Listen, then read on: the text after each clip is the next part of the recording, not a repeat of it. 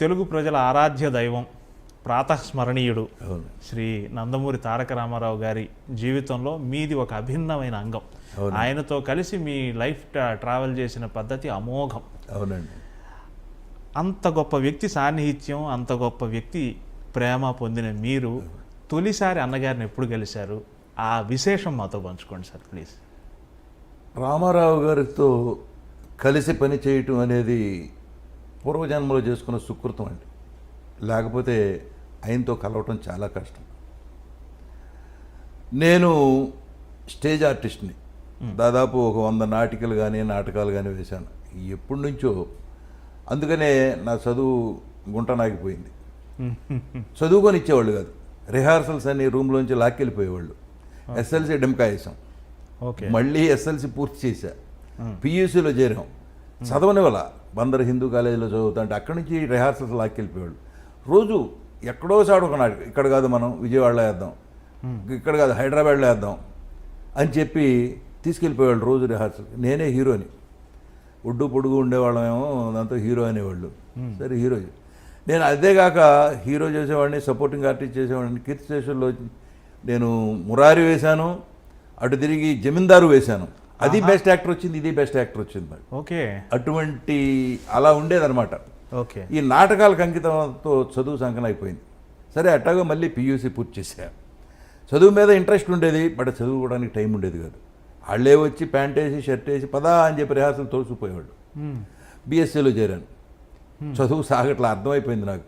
అప్పటికే దాదాపు ఒక 100 నాటకాలు అయిపోయినాయి.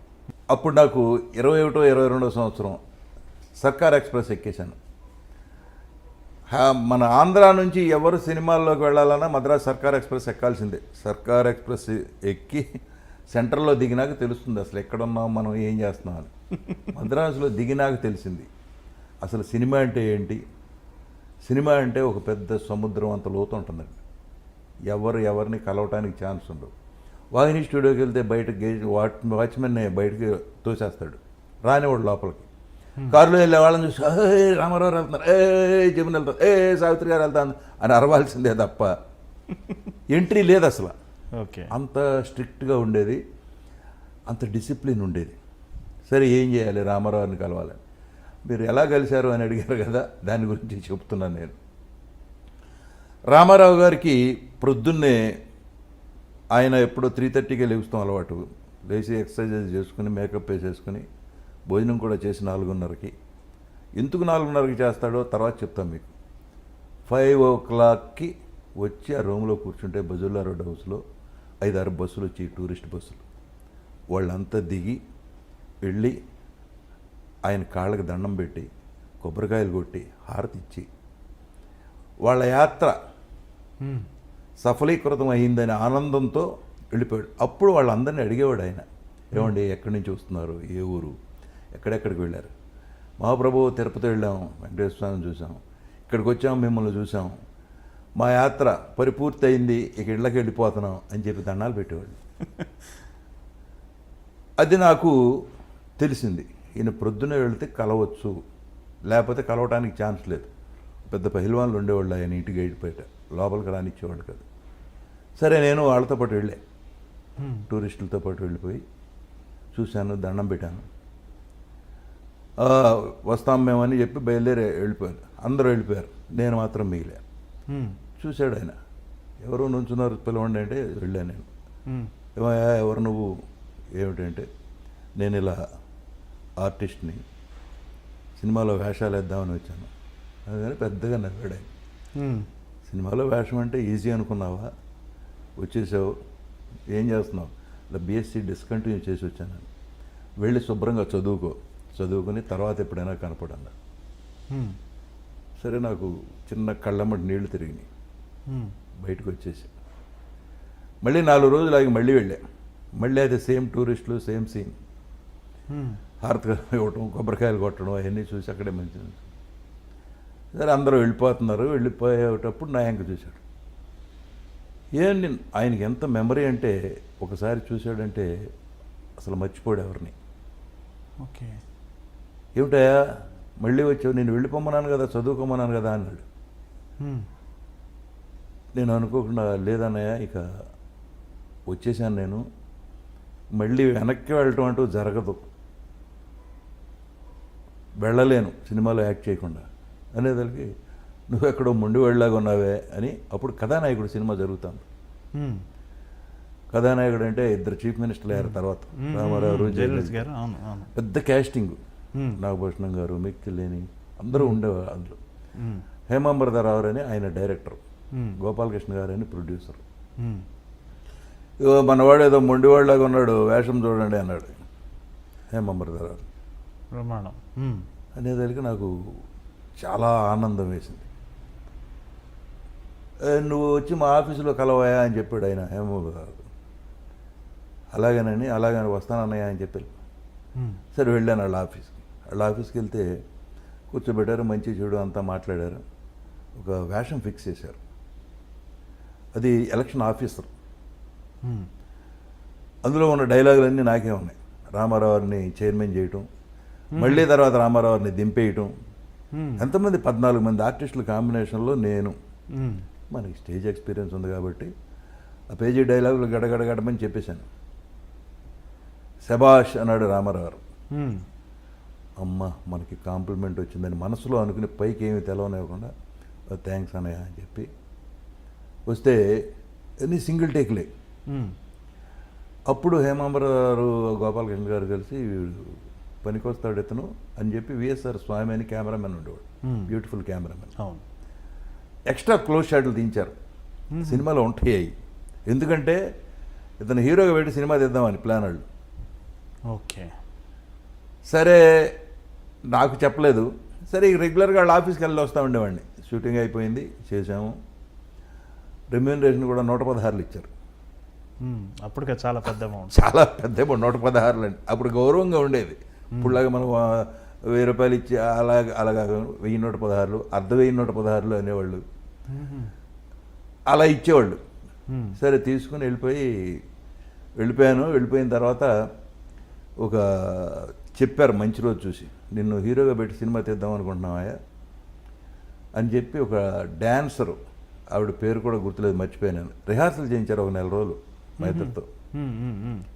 కొత్త ఇప్పుడు డ్యాన్స్ రిహార్సల్స్ అంటే కొత్త. నాటకాల్లో అయితే దున్నేస్తాం, ఏది చెప్పినా కూడా ముందే స్క్రిప్ట్ అంతా మనకు నోటికి వచ్చేస్తుంది కాబట్టి ఇష్టం వచ్చినట్టు ఆడుకోవచ్చు. సినిమాలో కుదరదు.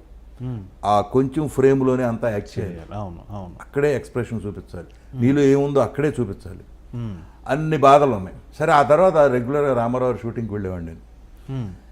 ఈ ట్రైనింగ్ తీసుకోవటం కన్నానండి చూసి నేర్చుకోవటం చాలా ఉంది. ఒక ఆర్టిస్టు యాక్ట్ చేస్తా అంటే చూసి నేర్చుకోవడం అనేది అద్భుతం. బోల్డ్ నేర్చుకోవచ్చు. అవును, ఎవరి దగ్గరికన్నా వెళ్ళి ట్రైనింగ్ డైలాగ్ ఎలా చెప్పాలి నేర్చుకుని అది దానివల్ల బాణం వేయటం, అది ఏమి గాల్లో బాణమే. అది మనకి పెద్ద ఉపయోగం ఉండదు. చూసి నేర్చుకోవడంలో ఎక్కువ ఉంటుంది.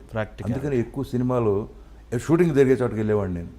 సినిమాలు ఎక్కువ చూసేవాడిని. ఎవరు చేశారు, ఆయన ఎలా చేశాడు, ఈయన ఎలా చేశాడు. ఆ రోజుల్లో పోటాపోటీ ఉండేది.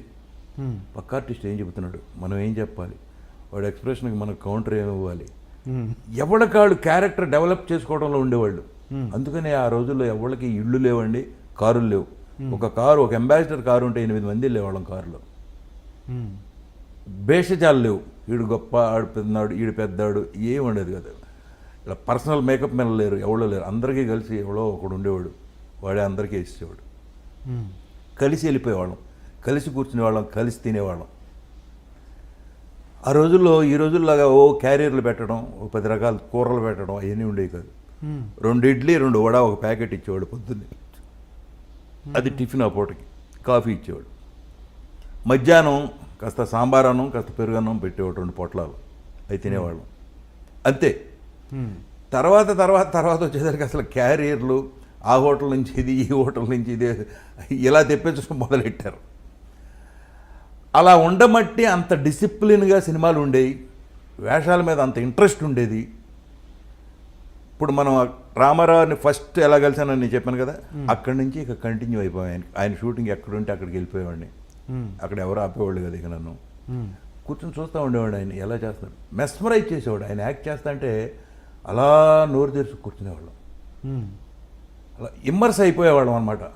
ఇంత మహానటుడు ఏ వేషం వేస్తే ఆ వేషంలో. ఇప్పుడు జనరల్గా ఆర్టిస్ట్ అనేవాడండి ఒక మట్టి ముద్దలు అంటాడు. దాన్ని డైరెక్టరు ఎలా మోల్డ్ చేస్తే అలా మోల్డ్ అవుతాడు. కరెక్ట్. మీరు రాక్షసుడిగా మోల్డ్ చేయొచ్చు, అందగాడిగా మోల్డ్ చేయొచ్చు, కుంటివాడిగా మోల్డ్ చేయొచ్చు. మీరు ఎలా మోల్డ్ చేస్తే ఆర్టిస్ట్ అలా మోల్డ్ అవుతాడు. ఆర్టిస్ట్లో ఉన్న స్పెషలైజేషన్ అది తెలుసుకున్న డైరెక్టర్లు ఈ క్యారెక్టర్లన్నీ క్రియేట్ చేశారు, ఒకదాని తర్వాత ఒకటి. రాముడు, కృష్ణుడు, దుర్యోధనుడు, భీముడు. అలాగే ఆర్టిస్ట్కి కూడా ఇంట్రెస్ట్ ఉండాలి. మనం వేసుకునేటప్పుడు ఏం చేయాలి, ఏ మేసం పెట్టుకోవాలి, ఈ డైలాగ్ ఉంది ఎలా చెప్పాలి, మాడ్యులేషన్ ఎలా చెప్పాలి, ఎక్కడ ఆపాలి, ఎక్కడ పైకి లేపాలి, ఎక్కడ దింపాలి, ఇవన్నీ నేర్చుకోవాలండి. నేను ఇవన్నీ ఎందుకు చెబుతున్నానంటే ఆ గోల్డెన్ యుగంలో పనిచేసి ఉన్నాం కాబట్టి, ఆ గోల్డెన్ మనుషులతో పనిచేశాం కాబట్టి కరెక్ట్ నేను చెప్తున్నా. ఇది ఎవరికైనా ఉపయోగపడితే వాడుకుంటారు. ఇవాళ జనరేషన్లో మన మాట వినేవాళ్ళు కూడా ఎవరూ లేరు. డిసిప్లిన్ అండి. 7 గంటలకు షార్ట్ అంటే అందరూ 6:30కి విత్ మేకప్ డ్రెస్తో రెడీగా ఉండేవాళ్ళు. మరి ఇవాళ కంపారిజన్కి వస్తే మరి ఎవరన్నా ఒక్కళ్ళన్నా 10 ఎవరూ రావట్లేదు. అతను 10కి రాడుగా మేము ఎందుకు పొద్దున్నే వచ్చి ఏం చేయం అనే స్టేజ్ తీసుకొచ్చేశారు. చూసేదానికి సినిమాల మీద కాన్సన్ట్రేషన్ తగ్గింది. తర్వాత మెయిన్ క్వాలిటీ పడిపోయింది. ప్రొడ్యూసరు బాగుంటే 10 ఫ్యామిలీలు బతుకుతాయి. 10 ఫ్యామిలీలకి అన్నం పెడతాడు ప్రొడ్యూసర్ అని. ప్రొడ్యూసర్ని గౌరవించేవాళ్ళు. ప్రొడ్యూసర్ వస్తే లేచి నుంచునేవాళ్ళు, దండాలు పెట్టేవాళ్ళు. ఇవాళ అసలు ప్రొడ్యూసర్ కాదు, ఎవరు వచ్చినా గౌరవం లేదు, దండం లేదు. ప్రొడ్యూసర్ ఉన్నాడో చచ్చాడో ఎవరికి అలవలేదు. ఈ సినిమా మనది అనుకునేవాళ్ళు లేరు. ఈ ప్రొడ్యూసర్ మనాడు. ప్రతి సినిమాని మేము ప్రేమించేవాళ్ళం.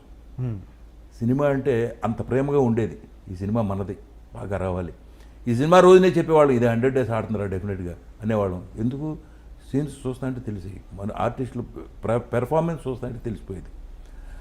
అందుకే మీకు హేమాహేమీలైన ఆర్టిస్టులు వచ్చారు. ఆ రోజులో డబ్బు పిచ్చలేదు, పెర్ఫార్మెన్స్ కొట్టాలి. ఇది నాగేశ్వరరావుని ఎలా కొట్టాలి, రామారావుని ఎలా కొట్టాలి, ఇద్దరు కలిసి చేసేటప్పుడు ఎలా కొట్టాలి, అతను మించి పేరు మనకు రావాలి అని ఎవరికాళ్ళు తాపత్రయపడేవాళ్ళు. ఒక సావిత్రి గారు యాక్ట్ చేస్తుందంటే, ఒక శివాజీ గణేశన్ గారు ఉన్నా, రామారావు గారు ఉన్నా, నాగేశ్వరరావు ఉన్నా ఒకటికి పోసేవాళ్ళు. ఎందుకంటే ఎక్కడ ఏ ఎక్స్ప్రెషన్తో కొడుతుందో తెలియదు. నవ్వుతానే అన్ని రకాలుగా కొడుతుంది ఎక్స్ప్రెషన్. దాంతో ఎంత డైలాగ్ చెప్పినా కూడా తేలిపోతుంది. సో ఆవిడని తట్టుకోవాలంటే ఇక్కడ ఎంత పెర్ఫార్మెన్స్ ఉండాలి. దానికోసమని 10 రోజుల ముందు స్క్రిప్ట్ ఇంటికి వచ్చేది. వస్తే ఎవరికాళ్ళు వాళ్ళ డైలాగ్ చూసుకుని ఎదురు డైలాగ్ ఏముందని ఇంప్రవైజేషన్ చేసుకుని ఏది చేస్తే బెటర్మెంట్ నిలబడతాం మనం అని ఆలోచించేవాళ్ళు.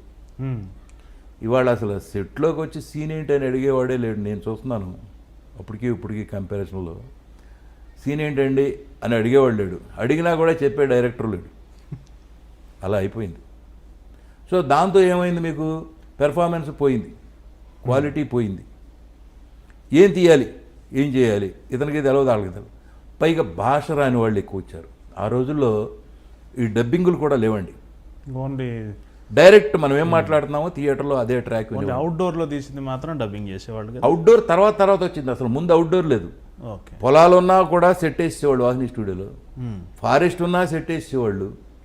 తర్వాత ఈ మెచ్చిల్ కెమెరాలు ఇవన్నీ రాలా, యారీ ఇవన్నీ రాలా, మిచ్చులు ఒకటే ఉండేది. ఆ మిచ్చులతో ఏంటంటే పెద్ద బండలాగా ఉండేది. అది మీరు ఏం మాట్లాడినా